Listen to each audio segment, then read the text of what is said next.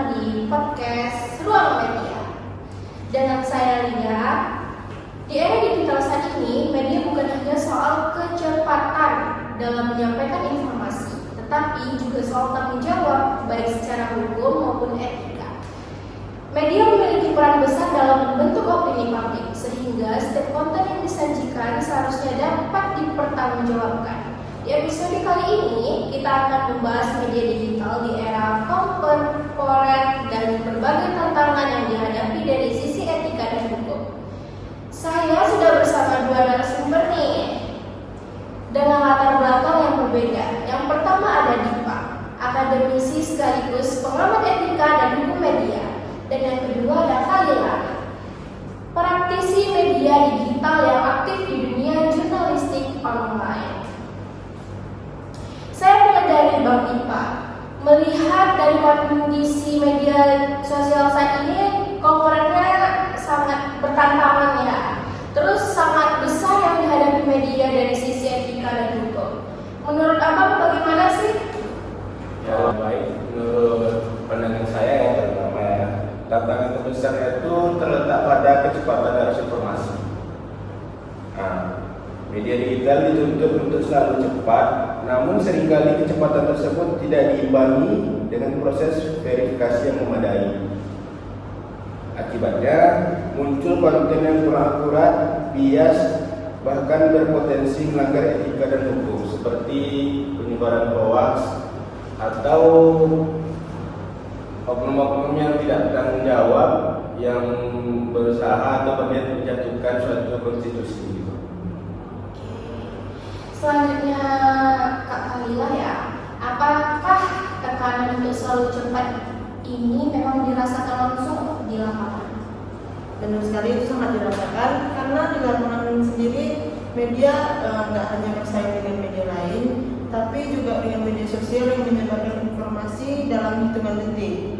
Jika terlambat mengangkat isu, audiens bisa langsung beralih ke sumber lain meskipun kebenarannya itu belum tentu jelas.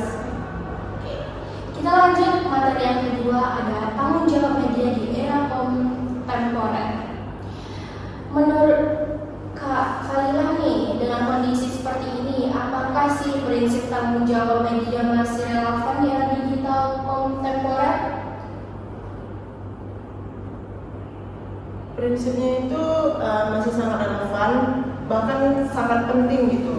Karena informasi menyebar begitu cepat, karena media harus semakin sadar akan dampak sosial dan konsekuensi hukum dari setiap konten yang dipublikasikan. Media hanya mendapat tanggung jawab hanya karena platformnya berbasis digital. Betul banget. Untuk Bang Dipa sendiri? Saya sangat setuju ya dengan apa pendapat Kak Khalila tadi, karena prinsip tersebut masih sangat relevan. Bahkan semakin penting, justru karena informasi menyebar begitu cepat, media harus semakin sadar akan dampak sosial dan konsekuensi hukum dari setiap konten yang dipublikasikan. Media tidak bisa melepaskan tanggung jawab hanya karena platformnya berbasis digital. Iya, betul sekali ya. Udah itu penerapannya sangat bergantung pada kebijakan redaksi masing-masing gitu. Karena ada media yang cukup ketat dalam menjaga etika, tapi ada juga yang lebih longgar karena mengejar trafik dan tuntutan algoritmanya tersebut. Kita langsung ke materi ketiga kali ya. Ada tentang evaluasi media kontemporer nih. Jadi, jika pembicaraan tentang evaluasi media kontemporer ini, menurut Kak Khalila, apa yang seringkali luput dari perhatian? Yang seringkali itu evaluasi media hanya berhenti pada tataran teorinya. Padahal yang dibutuhkan adalah kemampuan menganalisis kasus-kasus nyata yang terjadi di dunia media digital. Karena dengan evaluasi yang aplikatif, mahasiswa dan masyarakat bisa lebih kritis dalam menilai dan mengkonsumsi informasi. Oke, untuk Bang Dipa nih, dari sudut pandang praktisi, apa yang seharusnya diperbaiki untuk kedepannya? Kalau dari sudut pandang saya ya, literasi etika di internal media itu perlu diperkuat atau terus diperkuat bukan hanya untuk jurnalis, tetapi dengan pemahaman yang sama, tekanan industri dapat lebih seimbang dengan tanggung jawab sosial media. Oke. Sebelum kita akhiri, saya meminta pesan singkat nih dari masing-masing narasumber, mulai dari Bang Fadil. Kalau dari saya ya, media digital memiliki pengaruh besar dalam kehidupan masyarakat di era kontemporer.